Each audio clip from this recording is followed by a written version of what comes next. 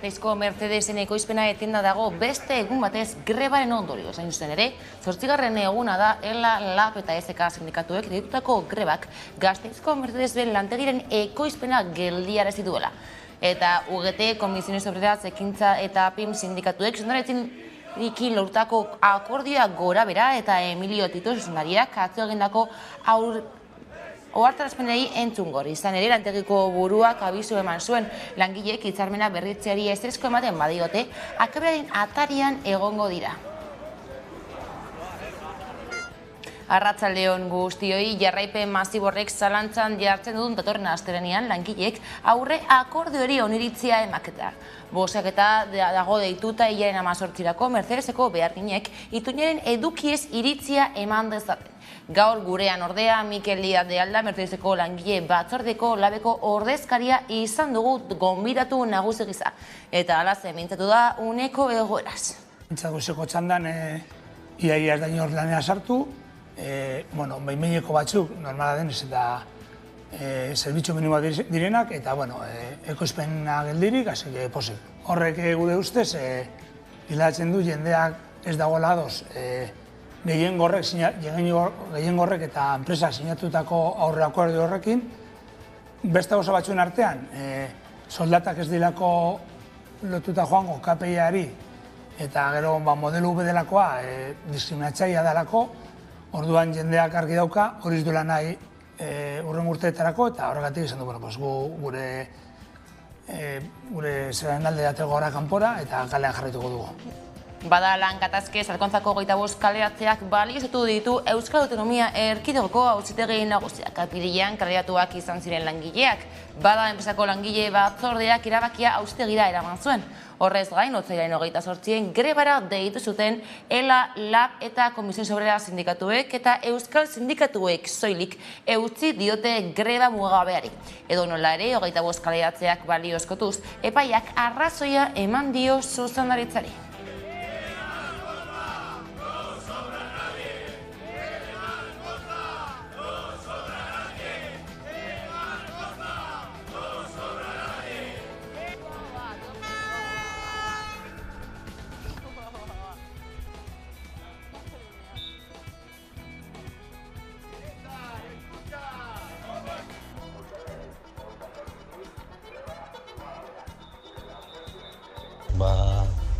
Sententzia irten daia, eta, pentsatzen genuen bezala, epaiketa galdu dugu. Orduan, justiziak eman dio baiezkoa enpresari, orduan 25 pertsona kaleratuak izango dira, jarraituko dute. Gu, batuko gara langilekin, datorren astean nahi dugu batu langilekin, borroka jarraitzeko ia zer pausoak nahi dute eman langileak. Así que hori da. Politikan berriz Espainiako diputatuen kongresuan atzoko egunean Espainiako gobernuko presidente Pedro Sánchezek adierazi zuen hilabete amaitu horretik prest izango duela informazio klasifikatuen lege aurre proiektua. Hura izango da gobernuaren proposamena 1998ko sekretu ofizialen legea ordezkatzeko.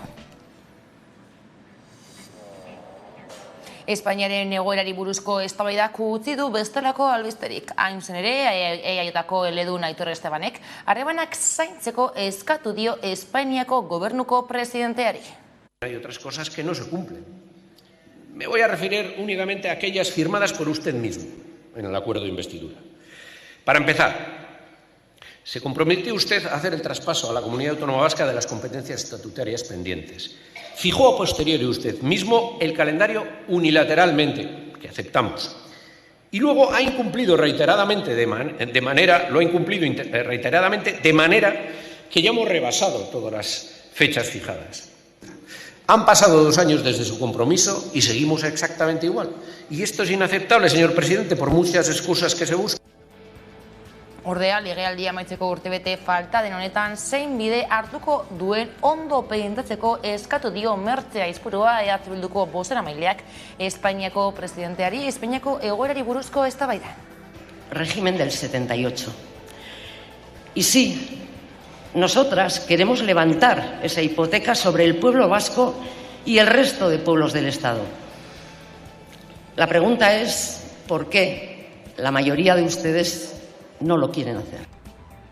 Espainiako diputatuen kongresutik Donostiako alkate Eneko Goiren iritzik, Loiolako kuarteleko jarduerari eusteak ez du inolako zentzurik, eta leitekena da Euskal Autonomia Erkidegoko Auzitegi Nagusiaren ebazpenari helegitea jartzea.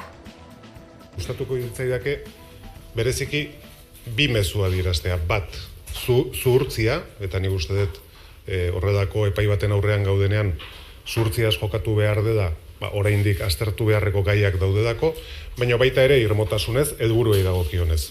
Hiri honek helburu bat dauka, oso garbi, eta da bere termino municipalean dagoen lursail bat behar duen erabilera batetara zuzentzea, eta hortan ez dugu etxiko. Donostitik Iruñera salto politika alorrean azken kontu bat. Joseba Zironek ehatzegutuko zinegotzia Iruñeko udalean, 2022ko Sanferminen balantzea egin du. Positibotzat adierazi du herritarrak, elkarte ehuna eta gizartearen erantzun bateratua indarkeria matxistaren aurre egin diolako. Eta negatibotzat ordea Maiaren kudeaketa, Kuriako gertakariak eta Gaztelu plazako zimaurtegia. Alde positiboan, Iruñeko gizarteak, gobernu taldearen burutazioak, erabaki bidegabeak eta inposizioen gainetik, Sanferminetako espiritua berreskuratzen jakin izan duela. Hiriko kolektibo sozialek ere, alkatearen murrizketak erbesteratze eta tratu bidegabeen gainetik igarotzea lortu dutela. Jai hauen izaera herrikoia mantenduz eta indartuz. Amaiurko gazteluaren sektoreen 5. mendeurrena dela eta ekitaldi instituzionalak izango dira Iruñan asteburu honetan. Juantxo Agirrekin egin dugu gaur konexioa. Entzun. Inoiz baino informazio gehiago daukagu eta inoiz baino ekimen gehiago daude Amaiurren inguruan, memoriaren inguruan. Ez bakarrik iraganari begira, baizik eta kultura sortzen alor guztietan, bai literatura, bai artean, eta bai ikuskizu musikalek. Amaiurko gaztelua erori zanean, ja hortik aurrera jatorrizko erregeak jazian bueltatu Nafarrora, eta Nafarroa garaia, ja ez zuen izan geroztik ez da ejerzito propio bat, ez da kanpoko embajada. Azken batean ja Nafarroako erresuma sartu zen Europako nazioarteko politikan, bai Frantzia eta bai Espainiako erresumen azpian, eta horregaitik da mugarri historiko bat. Eta Nafarroatik mugitu gabe nola ez Sanferminei erreparatu behar diegu. Azkar, baina batez ere garbi, oso garbi horrela zeharkatu dituzte Santo Domingoko ukiditatik zezen plazarainoko kaleak Ñuria ganadutegiko zezen mitikoek. Ala pistako azken entzierroa izan da gaurkoa. Izan ere, Iruña prest da Sanferminei merezi moduan agur esateko. Sanferminen 8 urrenak erraldoi eta buru handien konpartzaren agurrak, gaiz honi ekitaldiak amaiera emango diote gaur ostegunerekin 2022ko Sanferminei. Uztailaren 14 baina berezi izan ohi da irundarrentzat eta aurten egitarau oso zabala prestatu dute festei hurrengora arte esateko. Eta jaiez, hori bai, iritzi da Donostiako piraten 20. urteruneko kanta ezagutzeko unea. Aurkatza goaz abestiak gaur ikizu du argia lehenengo aldiz. Zergatik ez dugu onartzen agindurik, ezkila da gure kapitaina, konradion itxak sarri, enbatan dugu gidari.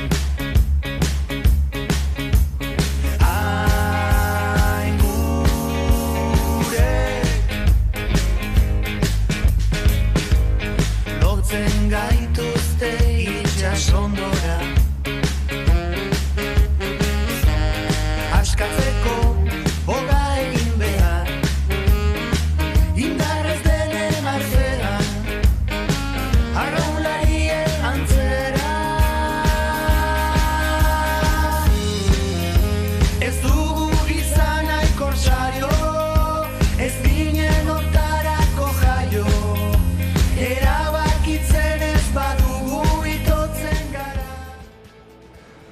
Eta albistegiari agur esan baino lehen efemeride bat. Gaur duela 29 urte sortu zuen Nintendok Mario Bros. Bideojokoa. But have things gone a bit too far? This evening, Ken Shockley wraps up a special report on video mania. Psychologists' offices might get more crowded this holiday season. Just in time for Christmas, the Japanese toy maker Nintendo has come out with a new set of electronic video games.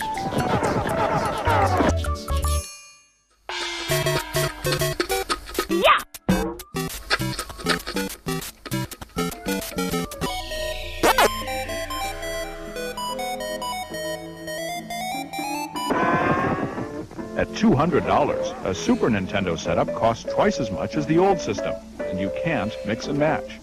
For the money, the company promises better pictures, sound, and adventure. You await the arrival of the stars. Yes, here's the glamorous princess. And look, Bowser and Birdie. You too can take part in this live event on... Look what we've got. Super Mario Brothers is being greedy. best-selling You know what I mean? Clearly, greedy's not good.